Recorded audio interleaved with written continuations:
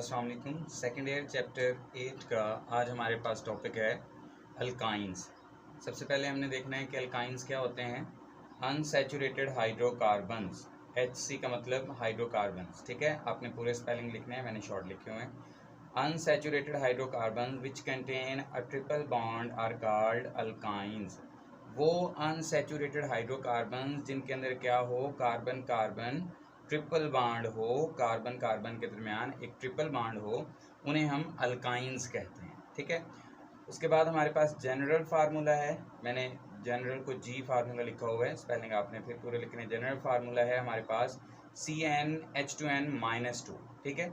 N का मतलब carbon की तादाद, Cn कार्बन की तादाद जितनी है, H2n उसकी तादाद को डबल करके उसमें से 2 माइनस कर देना है, ठीक है। तो वो हमारे पास क्या आ जाएगा, हाइड्रोजन की तादाद CnH2n-2। इसका फर्स्ट मेंबर जो है हमारे पास अल्काइन का, वो है इथाइन। उसका फार्मूला है C2H2।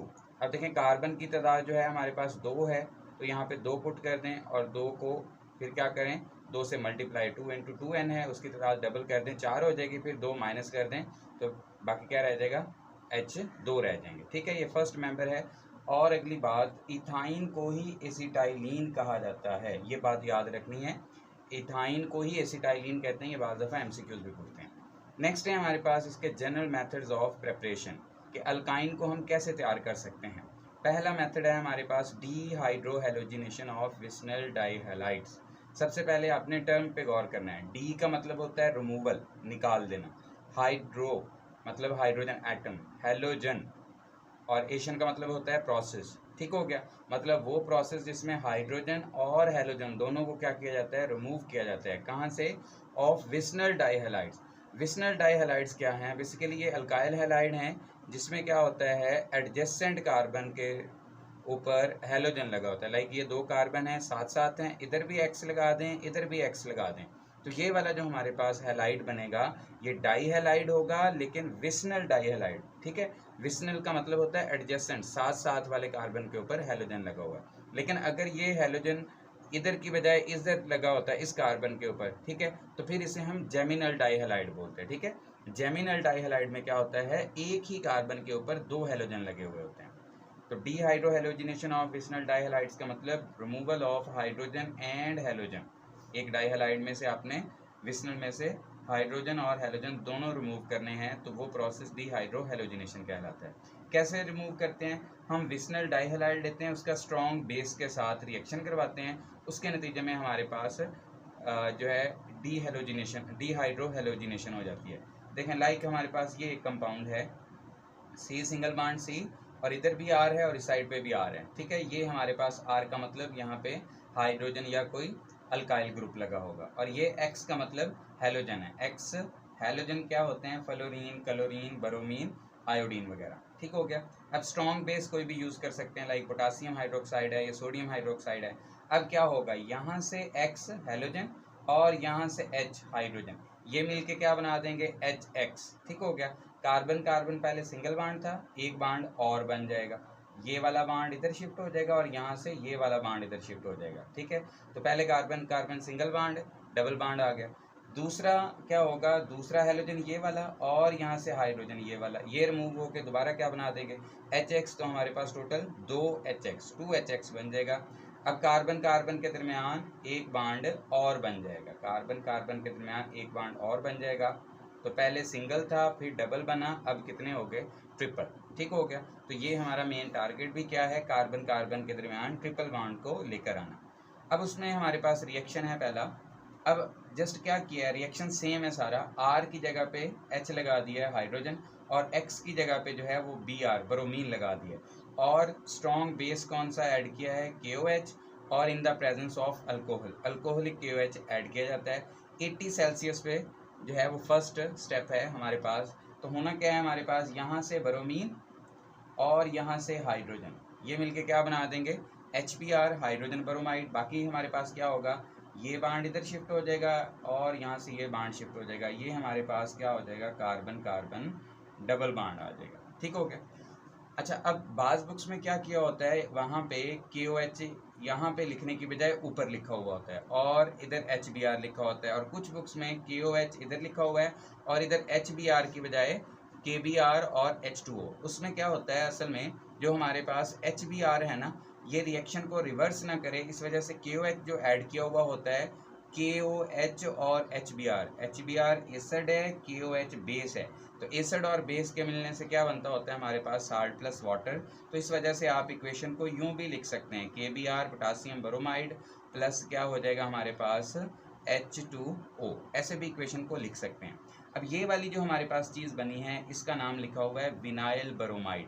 कैसे, देखें, जब हम कार्बन डबल बॉन्ड कार्बन, यहाँ पे 2 हाइड्रोजन और इधर भी 2 हाइड्रोजन, इसका नाम है इथीन। अगर एक H कम कर दें और ये बॉन्ड फ्री हो गया तो इसका नाम हो जाएगा अब हमारे पास इथीनाइल, लेकिन आमतौर पे इसे विनाइल बोला जाता है। अब क्या होगा हमारे पास, यहाँ पे ये विनाइल ही बनता है, CH2 और डबल बॉन्ड CH, और जो बॉन्ड फ्री है उसके साथ क्या लगा हुआ है, ब्रोमीन यहाँ पे अटैच है, तो इस वजह से नाम क्या बन गया, विनाइल ब्रोमाइड। अब सेकंड स्टेप है हमारे पास, जो हमारे पास विनाइल ब्रोमाइड आया है, यहाँ पे हाइड्रोजन है, तो अब क्या होगा हमारे पास सेकंड स्टेप में, ये वाला ब्रोमीन और ये वाला हाइड्रोजन ये मिलके दोबारा क्या बना देंगे, HBr। अब क्या होगा, ये बांड एक इधर शिफ्ट हो जाएगा, एक बांड ये शिफ्ट हो जाएगा।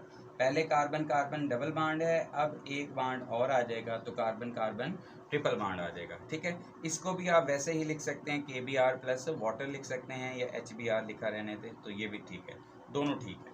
अच्छा, अब देखें ज़रा, पहला स्टेप जो है वो 80 सेल्सियस में होता है और जबकि दूसरा जो है वो 150 सेल्सियस पे होता है। इसका मतलब जो सेकंड स्टेप है उसके लिए ड्रास्टिक कंडीशन चाहिए, ज़्यादा सख्त कंडीशन चाहिए। ठीक हो गया, तो दूसरा जो रिमूवल है HBr का वो ज़रा टफ होता है। सेकंड हमारे पास है D halogenation of tetra halides.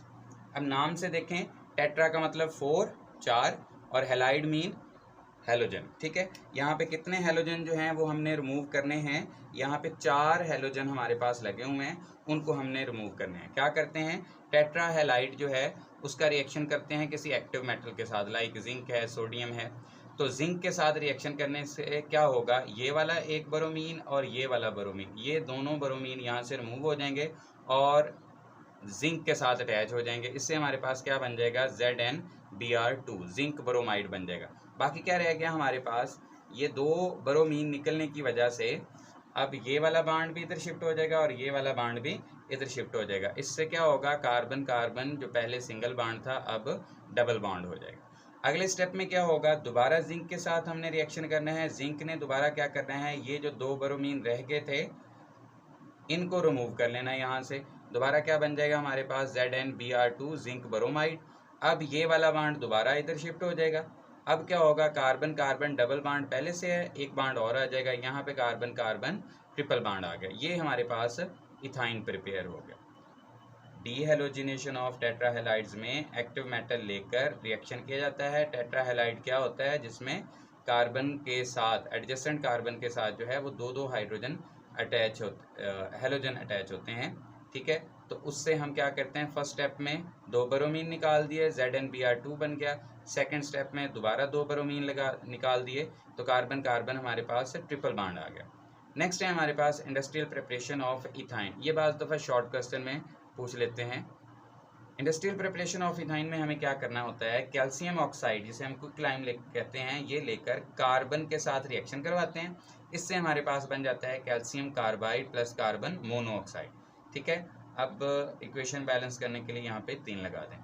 ये रिएक्शन जो है ये 2000 सेल्सियस 2000 डिग्री पे होता है और इन इलेक्ट्रिक फर्नेस ये रिएक्शन होता है। अब जो हमारे पास कैल्शियम कार्बाइड आया है उसको हम ऐसे लिखते हैं, उसकी हाइड्रोलिसिस करते हैं, वाटर के साथ उसका रिएक्शन करवाते हैं। तो बेसिकली क्या होता है, यहाँ से बांड और यहाँ से बांड ये ब्रेक होता है। कैल्शियम एक OH ये वाला और दूसरा OH ये वाला, इन दोनों के साथ मिलके क्या बना देता है, कैल्शियम हाइड्रोक्साइड CaOH ट्वाइस बन जाता है। बाकी हमारे पास क्या बच जाएगा, कार्बन कार्बन ट्रिपल बांड, वो हमने लिख दिया। यहाँ से भी कार्बन का एक बांड फ्री हुआ, एक बांड यहाँ से, एक हाइड्रोजन इधर है वो इधर आके अटैच हो जाएगा, दूसरा ये वाला हाइड्रोजन है वो इधर आके अटैच हो जाएगा, तो हमारे पास क्या आ जाएगा, कार्बन कार्बन हमारे पास ट्रिपल बॉन्ड के साथ साथ उसके साथ क्या आ जाएगा, हमारे पास हाइड्रोजन आ जाएगा। तो ये हमारे पास सिंपलेस्ट मेथड है इथाइन तैयार करने का इंडस्ट्रियल। अल्लाह हाफिज़।